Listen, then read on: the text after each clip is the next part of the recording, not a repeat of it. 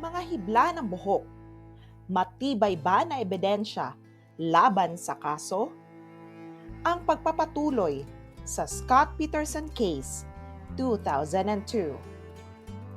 Si Scott Peterson ang pangunahing sospek sa pagpatay sa kanyang asawang buntis na si Laci Denise Peterson dahil wala nang may iba pang motibo na paslangin ito maliban sa kanya. Habang ang kanyang asawa ay 8 buwang buntis, ay may iba naman itong kalaguyo na si Amber Fry. 2 linggo bago pa man naiulat sa mga pulisya na nawawala na ang buntis na si Laci, noong December 24, 2002 sa kanilang pamamahay sa Modesto, California, ay bumili ng 14 na talampakang bangka si Scott.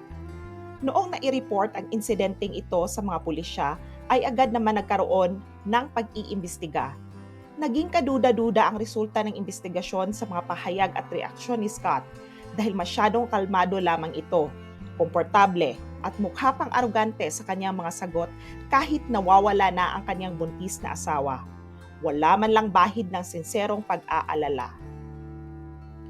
Sagot nito sa mga pulisya ay 9:30 ang huli nilang pagkikita ng asawa bago pa man ito umalis para mangisda sa Berkeley Marina na 90 miles ang layo mula sa kanilang bahay sa Modesto.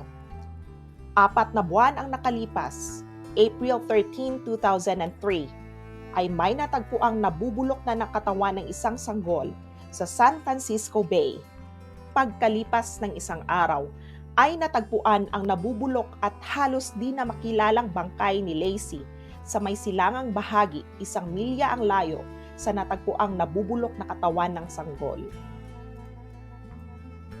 Noong nagsagawa ng forensic investigation sa bahay nila Laci at sa mga gamit ng mag-asawa ay may nadiskubrihang hibla ng 2 buhok ni Laci sa mga plies na nasa bangka ni Scott. Napag-alamang kay Laci talaga ang mga buhok na iyon dahil nag-match ang resulta sa DNA test nito mula sa mga hibla ng buhok na galing sa kanyang hairbrush. Ngunit ayon kay Julie Rendelman, isang distinguished na criminal defense lawyer, ay hindi ito magiging matibay na ebidensya laban kay Scott at magpapatunay na siya nga ang pumatay kay Laci.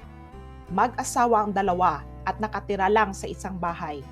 Hindi malabong ang mga pag-aari ni Laci ay mapunta sa mga gamit ni Scott. Gayon din sa mga gamit ni Scott. Gayunpaman, nahatulan pa rin si Scott na guilty at nabilanggo dahil sa laman ng 42,000 accumulated pages of legal documents as evidence against Scott na nagsasaad ng mga maliwanag na pagpaplano nito, forensic evidences, kabilang na ang DNA testing, at suspicious behavior bago at pagkatapos ng mga pangyayari. For more interesting facts, interesting stories, at Tagalog crime stories, like and subscribe. Maraming salamat po.